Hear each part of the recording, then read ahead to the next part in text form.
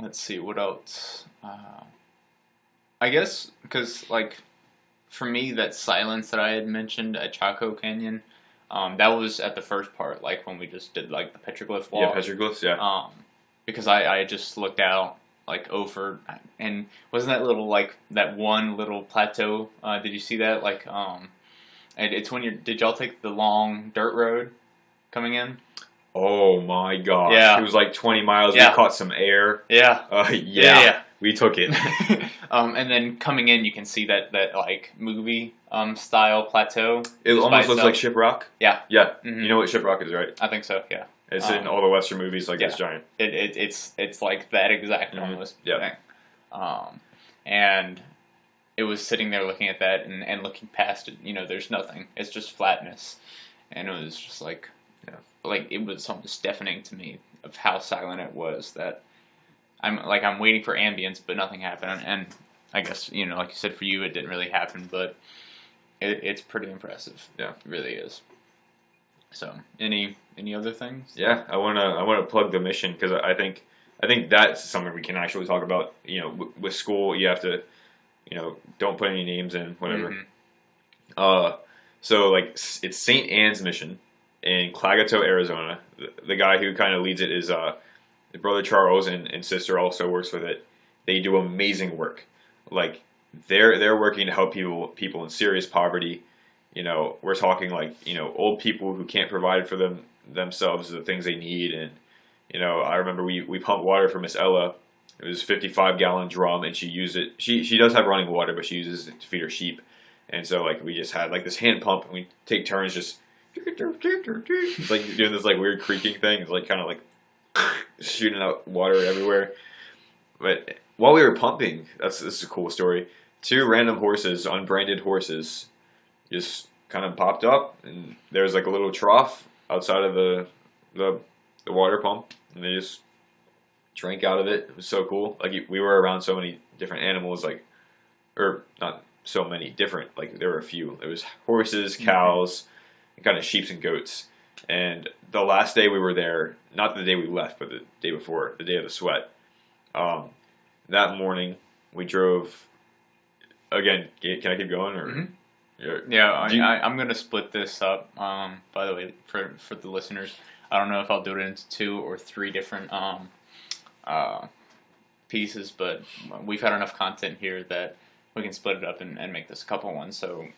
This is a time where I want you to almost like vent about Klagetoh, so just keep on going. Okay, so we find this. It's one of those random dirt roads in Klagetoh. You know, again, take a right at the mission, go down the highway, you take a right somewhere. Brother Charles calls it like one of the rockiest roads he's ever, like, in the world or something like that. But it's 8 minutes, and it takes. Brother Charles said it took like 30 minutes. I don't know how long it took us. But it takes us a long time for 8 miles of road. That long. It's just rock everywhere, just rock spurred around, and it's just like really slow going. And you go up, and at the very end, the last house on the electrical line is the house we were working at. The lady there speaks like 5 words of English, and you know, we show up there, and I had to go to the bathroom, so I walk off into the woods away. Only problem is there was a forest fire a few years ago, so there's no foliage covering, so I had to walk really far. But funny story, that house during the forest fire, all of the woods around them, and they're surrounded by forest, like big tree forests. When you go high up in elevation, you get big trees. When you're lower, it's just shrubbery. But over there, fire surrounded them, burned all the trees like away. Their house was fine, completely fine. It was crazy. And I have some other stories to tell you off podcast air for various reasons I'll specify later about Klagetoh. Very interesting, like, miraculous things. But so I'm out there, and like I see off in the distance there's cows, and there's also, like, I don't know, were there horses? I don't remember if there were horses, but there were cows, and there was this giant sheep corral. Half of us were chopping wood, and the other half were scooping sheep crap. And I did both. Yeah, and you know, I heard you did it at Miss Ella's, and it was dry there. Like, luckily for us, it was wet, so there wasn't a lot of dust flying around.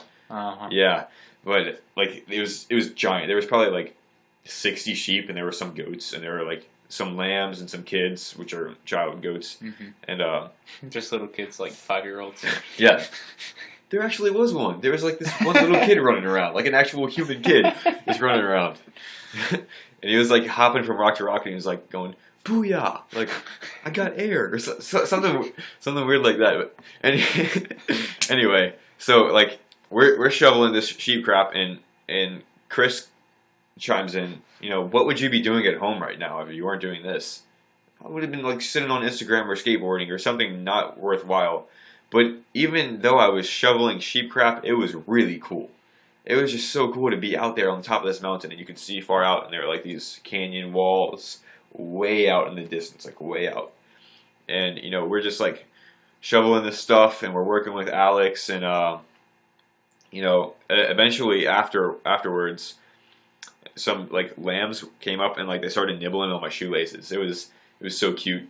Oh my gosh! And they started like biting on my jeans. It was awesome. But yeah, I talked to one guy who like lived there, and it was, I don't know, that was a cool experience. What else happened at Klagetoh? I talked about the stars. I talked about the sheep crap. There's something I was gonna ask you. Oh, did y'all ever go to Alex's house? Yes. Mm-hmm. Yeah, we went to his house. What has happened? You know, when you're driving through and you go through all the like, you know, potholes and stuff, then you finally get to his house. Was there like a slab to the left? There was a small shack. Okay, he built something like it was actual like there was like a side and a roof and everything on the side. I think it was a small shack that he used to live in or something like that. Yeah, well, what I'm saying, because like a Ford is like his big house, right? Yeah. And then like to the left when you're coming in, the way we left it was just the base. Really? Because there was a shack, and he lived in it and stuff. And then when Michael first went, he cleared it all out. Yeah. Then when we went for my trip, we tore it all down. Yeah. And so I guess maybe he build it up again? I don't know what that was. Like you're coming in, and on the left before you hit the house, there's like a small wooden building.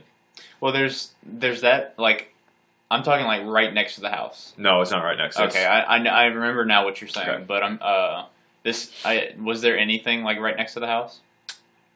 I mean, there was piles of wood in some places, and there was also. But there wasn't anything like obvious base of a house. Not that I noticed. Okay. Because like I'll show you a picture. This is what we left it as. See if I can find it. And Alex is so amazing. He's such an awesome person. He is.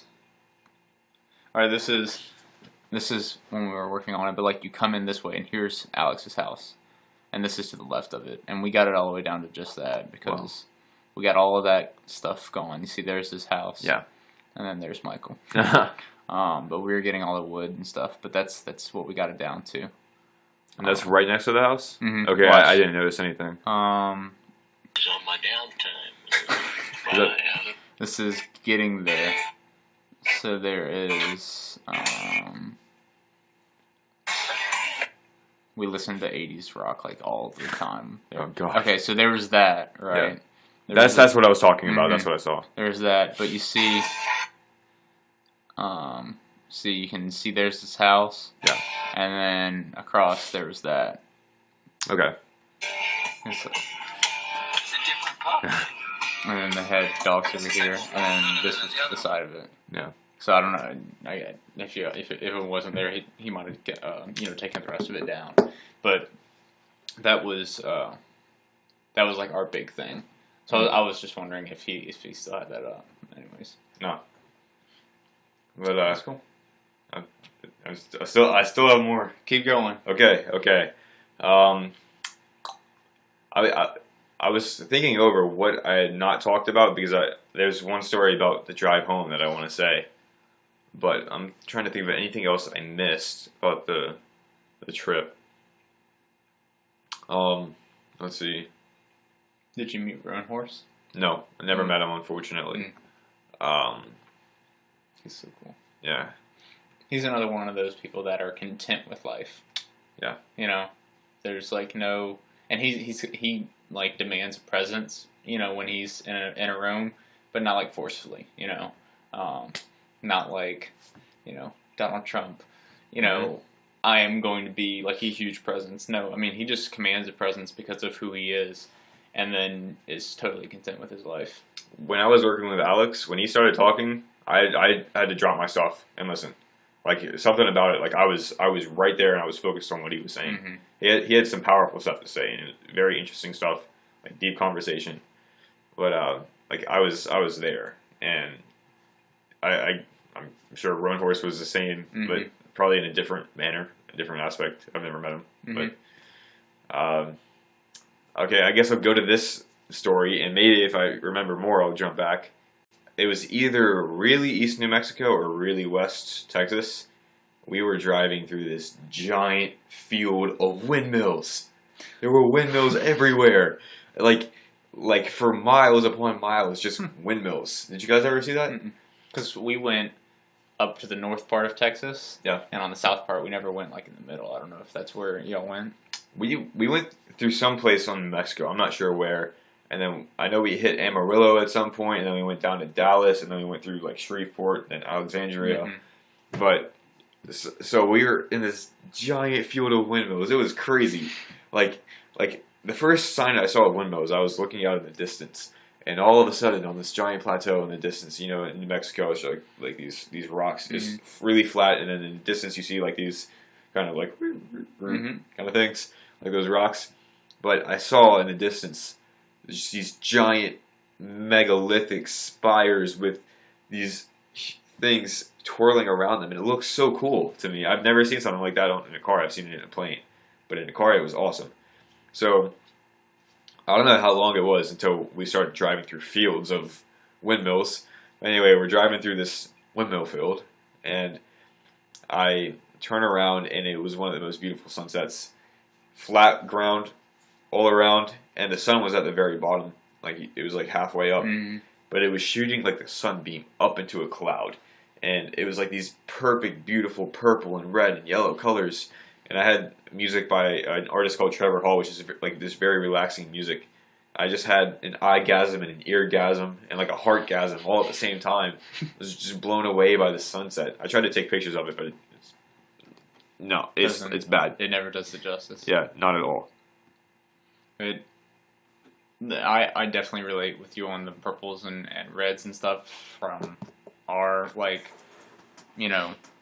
mega sunset. Let me see if I can pull mine up. This is it, and this is nothing. This is like, let me see.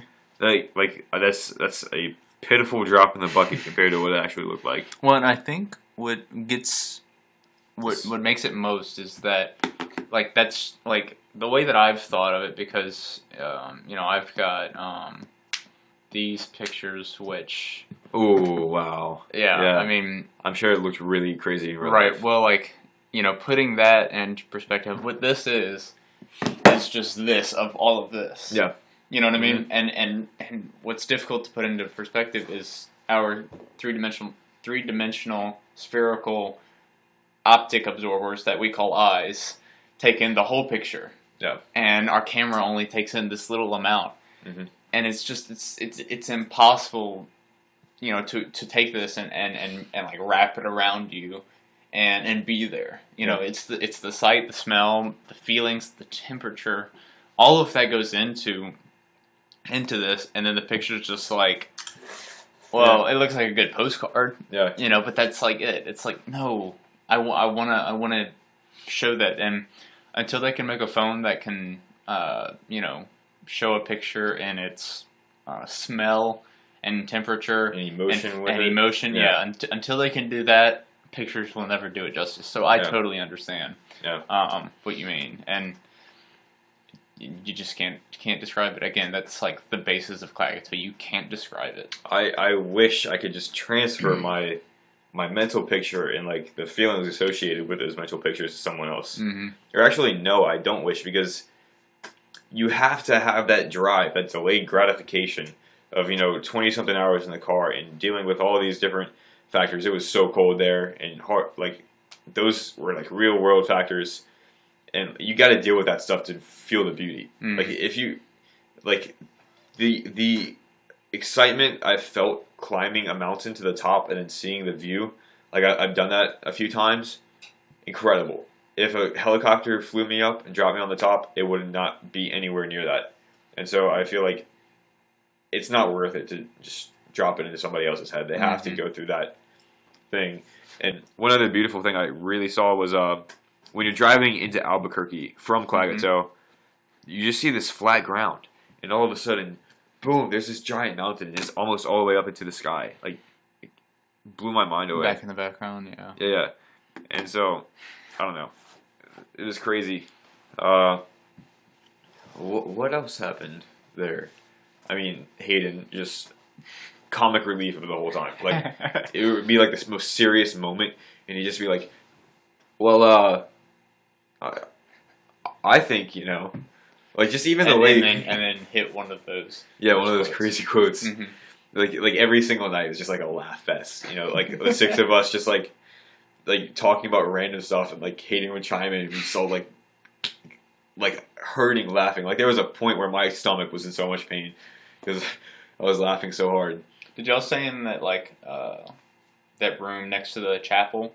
Like you walk in, you go through the the foyer, then through the kitchen, and then through that little part, and then through the hallway, and then left. Is that where y'all stayed at the end of that hallway? It's across the parking lot from the church, right? Okay, so you were in the other one. Okay, we were in the actual church building. Okay. And so how big was y'all's bathroom? It was pretty big, actually. Really? Yeah. Ours was literally like this little area. Like you walked in right there, and then this was like the toilet and the shower. Yeah. So, oh man. Yeah, it a little bit smaller, but Yeah. that added to it. It was the kind of thing where you know how in our modern showers there are actually places that you could not get wet and be standing in the shower. Yeah. Like you could stand under the faucet, or even stand on the other side.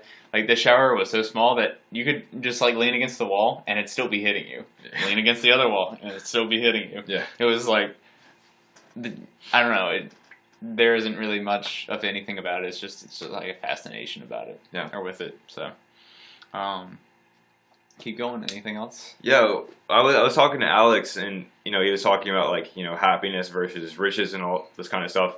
And one of the things he talked about was if you get depressed, just start working. Just start working on something, and that'll get you out of it. And one of the things he said is he would like to be a counselor to kids, and he definitely gave me some great advice. Not just being oh, here's my advice, Brendan. I'm going to tell you my advice. Just through having a conversation with him. He talked about the presidents, and that was interesting. Hearing from him, and I remember you telling me he's gonna tell you jokes, and you're not gonna understand them. Just laugh. That happened. That happened. That Yes. happened one time, but it happened. And then that was when I first met him, and my ears started tuning to the way he, his accent and things like that, and all of a sudden, and his partial Spanish. yes, his Spanglish, and I understood him perfectly then. And I tried to communicate with a little bit of Spanish myself, just to practice and show off, I guess. Be oh hey, look at me, I can speak 2 words of Spanish. And then he was probably just accepting the fact that this gringo is trying to speak Spanish. He used that word. He's gringo. He called Hayden Jim Carrey. He was hey, who is that guy in that movie? That movie, man. All those comedy movies. He looks just like him. And then I was Jim Carrey? It's Jim Carrey! He's Jim Carrey! That is that is a perfect Alex impression. Really, truly it is.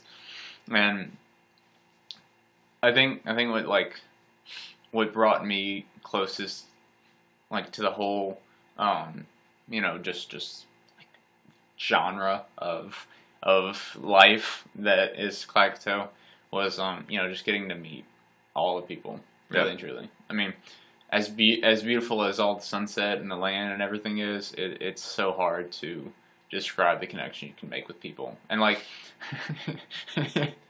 remember they had some of the Navajo kids came because they had Thanksgiving off of school, and that was one of the days that we were there. And we were in there playing Spoons. I don't know if you've ever played that card game, Spoons. You have like there were 5 of us, and then there were 4 spoons, and so you keep on passing cards, and until you have like 4 of a kind or something like that. Once you get 4 of a kind, then you grab a spoon, and once the first person grabs a spoon, everyone else can grab a spoon, and of course, having 4 spoons and 5 players, one person doesn't get the spoon. Yeah. And so it's less of a game of actually getting the hand, but you just have to be watching when people grab a spoon, because then that means you can grab a spoon. Anyways, we were playing that, and the Navajo kids came in, and that morning they just drew, and I remember, let me grab it. Excuse me. Is this one of Arcadius's pictures? Do what? Arcadius, the artist? I don't know. I don't think it was Arcadius. I don't remember Arcadius. Okay. But I have my Klagetoh bag right here in my chest. I bring to college. Nice. Nice. Same way. Oh, I can smell you again. So let's see. It was this. Bob.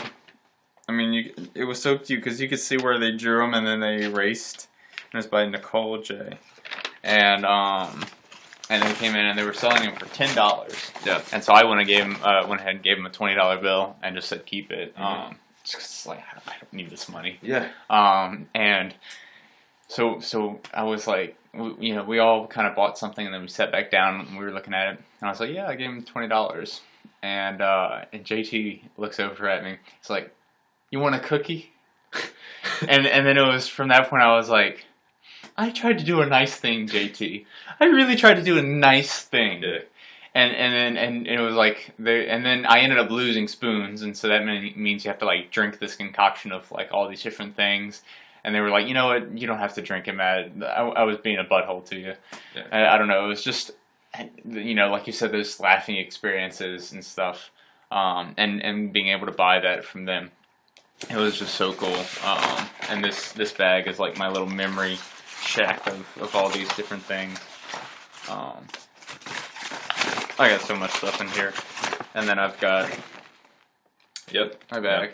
And you're probably tired of the smell, but like I go back. You can just barely smell it. It's losing it. Yeah. But dude, if you want some of my sage, I have a lot of sage. Like it's losing it. I made sure to fill up my entire hoodie with sage. And you just brought it home. Yeah.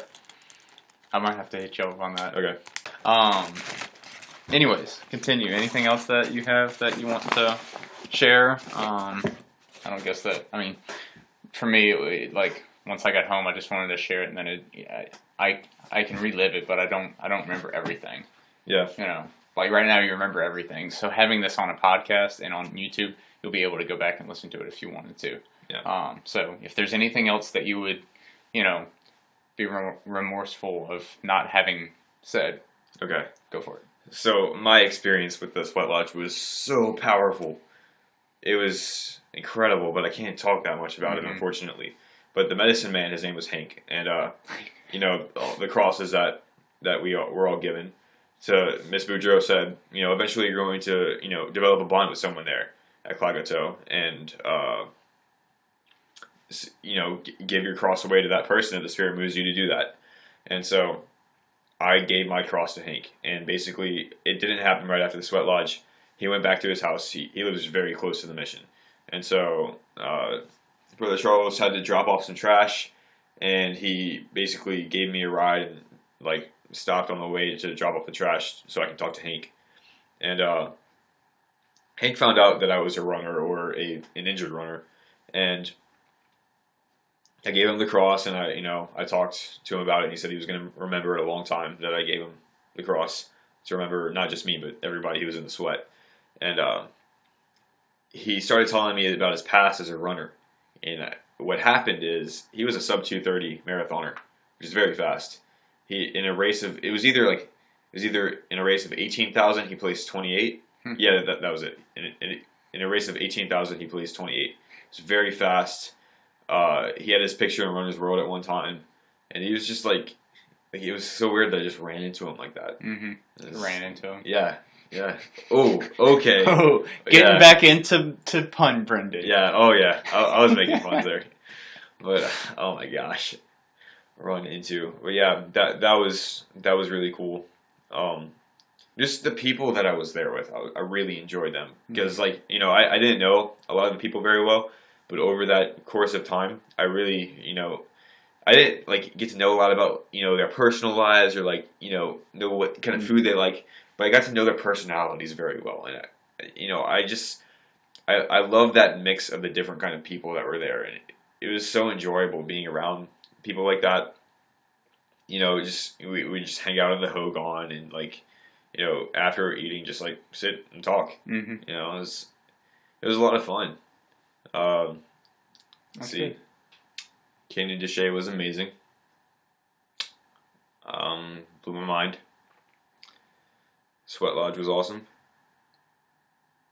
And that trail that I was on yesterday morning was quite a thrill, which doesn't feel like yesterday. It was just one long extended day. Just being out on that cliff, on that wall, scaling the wall, that was an awesome feeling. And it's kind of weird that I was there yesterday morning and now I'm sitting in your room in Diamond Head, Mississippi. Mm-hmm. Yeah. Literally on the other side of the country. On the other side of the country. It blew my mind when I came back, because this is like what you're used to, and it's almost like you get back into what you're used to, and it doesn't feel new. Like you get to a point where it doesn't feel new again. You know, like you said, when you get back, everything's new, everything's like weird. But then there's a point where it just gets back to normality, which, you know, I wish I could go back to Klagetoh, and then it's, you know, it can all start over again. So I know I will eventually come back, and I will figure out a way I can be a male chaperone for this. You know, I have to go back again, and I don't want to just go by myself. I want to go do Klagetoh. So other than that, I mean, it sounds like you've pretty much expelled every bit of Klagetoh out of you. One last bit. One last bit? Good. Mm-hmm. Okay, so while I was there, I was kind of thinking of like the universality of humans. Like one person that has been developed by a completely different culture on one side of the world can meet up with somebody on the other side of the world, and they have, you know, the similar kind of desires and like similar personality traits. You know, some people are grumpy or some people are outgoing, and like we're so similar in so many ways, and just like different in small ways. Like it's like we're all like this one different part of the same thing. I don't know how to describe it, but it's just one thing I thought of. Mm-hmm. Well, I think that's a good moral to end on, that it, as much as people want to divide, you know, into white versus black, you know, rich versus poor, English versus foreign, I mean, continue on to the xenophobia, the distaste for people who are different from you, superficial discrepancies, different things like that, that as much as people want to split you and build walls between you and them and literally define one person as different from another person, there's no extent that you can continue that than to just say, you are human, I am human, we are both organisms of the same kind. There's not much different, you know, and there's a beauty in that. There really is. Yeah. And I think that's a great way to end the podcast. As a little spot advertisement, we are releasing podcasts once every other week and articles once every other week. So that's going, you know, like together. So every single Sunday, we have every other Sunday and every other Wednesday together. We're doing podcasts and articles. So definitely stay tuned, listeners. Thank you for enduring this hour-and-a-half venture of Post-Klagetoh with Brendan and I. If you have any questions, please let us know. Tell us what your experiences are, you know, different things like that. This is something that we are sharing with the world, and the basis of this is to get feedback. You know, we want to know what you guys think, and if there are any experiences that you can relate to. That's like the basis of what we're doing. This isn't just an archive for us to just put a whole bunch of memories down. This is something that we at least I definitely want to, connect with our our listeners. So if you have anything, please let us know. Other than that, definitely check the iTunes and the YouTube page and the blog. That's where we've got everything going. And I guess we'll see you next 2 weeks, and that will be sometime probably in June, because we've got plenty of podcasts within this episode. So thanks for listening. See ya.